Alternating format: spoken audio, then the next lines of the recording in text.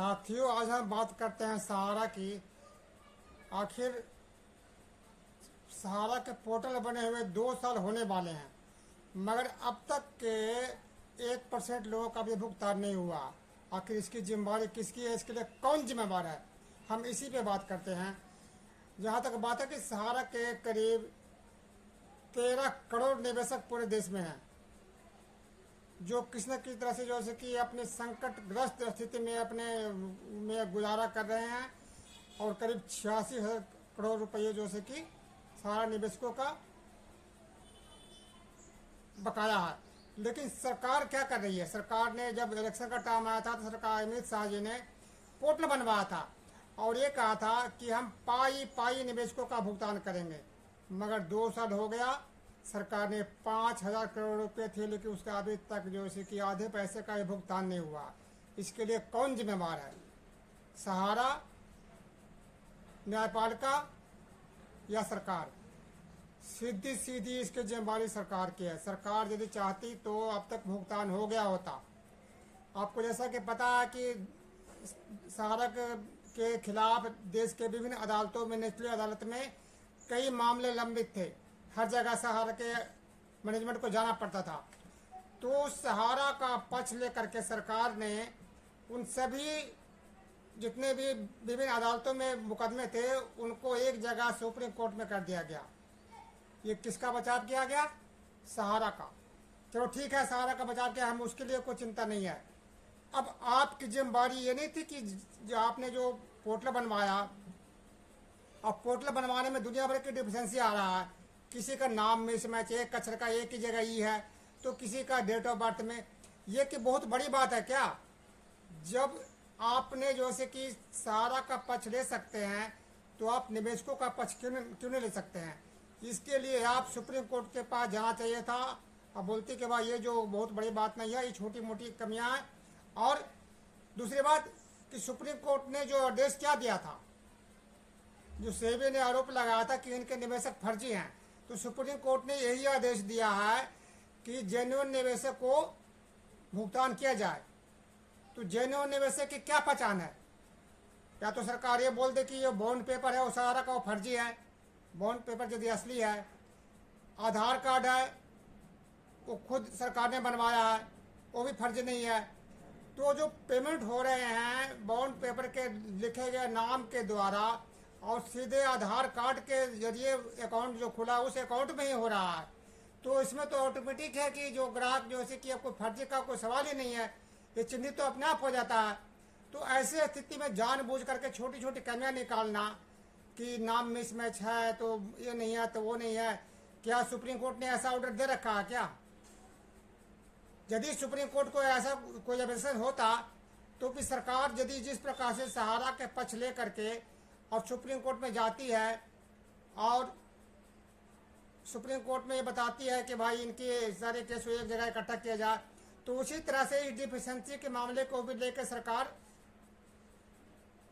SC के पास जाती, बताती कि भाई ये जो कमियां है वो मानवीय भूल है। जैसे बहुत लोगों ने आधार कार्ड बाद में बनवाया था, पहले किसी के पास वोटर कार्ड था, तो किसी के पास डेट ऑफ बर्थ के लिए सिर्फ ईस्वी सन लिखा हुआ था, महीना और दिन का नाम लिखा हुआ था। ये छोटी छोटी दिक्कतें हैं। तो इन दिक्कतों के बारे में सरकार चाहती तो सुप्रीम कोर्ट में जा करके और ये बातें को स्पष्टीकरण कर करके और सीधे आधार कार्ड के जरिए भुगतान करवाती। क्यों कि आधार कार्ड तो फर्जी हो नहीं सकता है, और यदि कोई निवेशक फर्जी भी हो गया, यदि मान लिया है कोई सुप्रीम कोर्ट ऐसा ऑब्जेक्शन करता है, तो सरकार के पास उसका पूरा डाटा है, बायोडाटा है, जिस व्यक्ति के पेमेंट किया जा रहा है, जिसके खाते में पेमेंट किया जा रहा है, जिसका आधार कार्ड के जरिए पेमेंट किया जा रहा है, उसका पूरा बायोडाटा सरकार के पास है। तो ऐसी स्थिति में फर्जी निवेशक का कोई सवाल ही नहीं उठता। लेकिन आखिर फिर भी सरकार ऐसा क्यों कर रही है? सरकार चाहती नहीं है कि भुगतान हो, क्योंकि इन्होंने इलेक्शन का मुद्दा बना रखा था। जब लोकसभा का इलेक्शन था तब इन्होंने 5,000 करोड़ रुपए मांगे थे। इलेक्शन तो खत्म हो गया, अब तो इलेक्शन है नहीं फिलहाल। तो इससे क्या पता लगता है? जो सरकार की यदि नीयत सही होती, तो जो 5,000 करोड़ रुपए मांगा था उसे सीधे जो सेबी सहारा अकाउंट में जितने भी पैसे जमा है 25,000 करोड़ रुपए सरकार चाहती तो पूरे पैसे मांग करके और इसको भुगतान करवा सकती थी। क्यों कि जब सरकार सुप्रीम कोर्ट में जब सहारा का पक्ष ले सकती है तो निवेशकों का पक्ष क्यों नहीं ले सकती है? सहारा तो एक है और निवेशक यहाँ पर 13 करोड़ निवेशक है। 13 करोड़ निवेशक के सामने जो भुखमरी की समस्या आया हुआ है, इनके 12 लाख एजेंट हैं, उनके बेरोजगारी की समस्या है। और ऐसी स्थिति में सरकार हाथ पर हाथ रख कर चुपचाप पोर्टल के भरोसे बैठी हुई है कि पोर्टल भुगतान कर रहा है। अब पोर्टल ऐसी निकम्मी संस्था है कि इससे भुगतान हो ही नहीं रहा। इससे क्या हो रहा है? जब उसमें ये बनाया गया पोर्टल में कि 45 दिन के अंदर में उनको सारा जो से कि CRC वाले उसको इंस्पेक्शन कर करके और उसके जो कमी है तो वो बताएंगे या जो भी है उनको वापस करेंगे। मगर यहाँ तो 5-5 महीने हो गए हैं, रीसबमिट के 5 महीने हो गए हैं, उसके बाद अभी तक डिफिशिएंसी अभी तक उसको वो दिखा रहा प्रोसेसिंग, यानी अभी तक 5-5 महीने से प्रोसेस में चल रहा। 5 महीने बाद वो बताएंगे कि आपके अंदर में ये कमी है, फिर उसके बाद सुधार करो, फिर 5 महीने ये लगाएंगे। क्या सुप्रीम कोर्ट ने ऐसा आदेश दे रखा है क्या? ऐसा कोई मैनुअल बना रखा है क्या? ये मनमानी नहीं है तो क्या है? ये किसकी मनमानी है? CRC वाले के मनमानी है। उनमें जो स्टाफ है क्या है, जो जज हैं उनके रिटायर्ड जज हैं, उनको महीने के 15 लाख रुपए की सैलरी है। आप निवेशकों को भुगतान हो चाहे मत हो, उनके तो खरे है 15 लाख रुपए हर महीने पेमेंट ले रहे हैं। लेकिन आम पब्लिक क्या करे? ये तो आम पब्लिक, कोई मजदूर यदि कोई कंपनी में काम करता हो, यदि वो एक दिन काम ना करे तो नो वर्क नो पे, यही सुप्रीम कोर्ट का ऑर्डर है, नो वर्क नो पे। तो जब ये कोई काम नहीं हो रहा है, जो जिस हिसाब से पोर्टल बना गया था कि उसको 1 साल के अंदर में भुगतान करना है, लेकिन 1 साल के अंदर में भुगतान नहीं हुआ, तो इसका मतलब क्या है? पोर्टल फेल है, पोर्टल की जो भी व्यवस्था है वो गलत है। तो या तो इसको सुधार करे या फिर इसको ऑफिस के जरिए भुगतान करवाए। तो ये जिम्मेदारी किसकी है? सरकार की जिम्मेदारी थी। मगर सरकार तो बिल्कुल हाथ पे हाथ रख के बैठी है, इन्हें तो कोई मतलब ही नहीं है। सरकार चाहे तो ये समस्या को हल करवा सकती है, सुप्रीम कोर्ट में जा करके ये हल हो सकता है। क्योंकि सुप्रीम कोर्ट ने ऐसा कहीं नहीं कहा है कि जैसे कि आप जैसे कि छोटी मोटी कमी के लेकर के वो करो।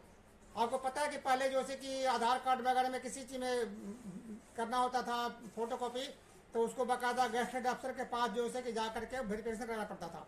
लेकिन अब जब से मोदी सरकार आया है, उन्होंने एक अच्छा काम किया कि फोटो स्टेट कॉपी है उस पर जो है कि उसी जिसका फोटो स्टेट इस व्यक्ति का है उसी का साइन करके उसको सही माना जाएगा। किसी गेस्टेड अफसर के पास उसको अटेस्ट करवाने की जरूरत नहीं है। तो ठीक इसी तरह से सहारा के जो डिफिशिएंसी की कमियां है, तो ये सरकार जो से कि इस तरह की व्यवस्था कर सकती थी सुप्रीम कोर्ट में जा करके कि ये बहुत बड़ी बात नहीं है, छोटी मोटी भूल है और इसको सुधार करके सरकार करवा सकती थी।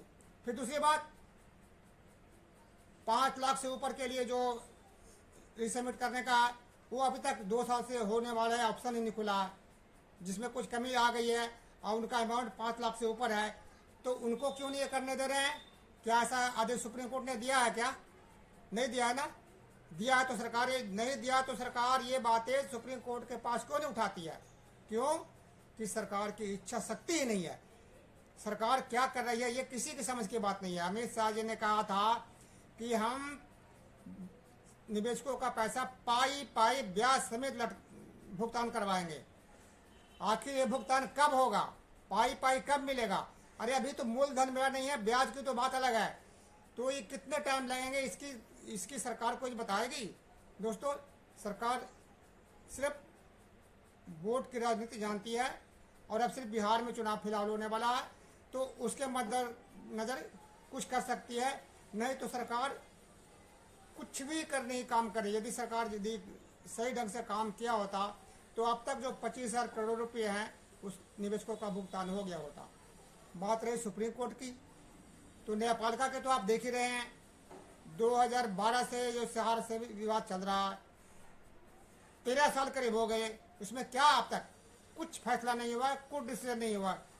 यहाँ तक कि डिफिशिएंसी जो आ रहा था उसके लिए जो है कि सुप्रीम कोर्ट में आईए लगाया गया, तो उस पर भी डेट पे डेट पड़ रहा है, उसके भी सुनवाई के लिए सुप्रीम कोर्ट के पास समय नहीं है, सिर्फ डेट पर डेट दे दिया जाता है।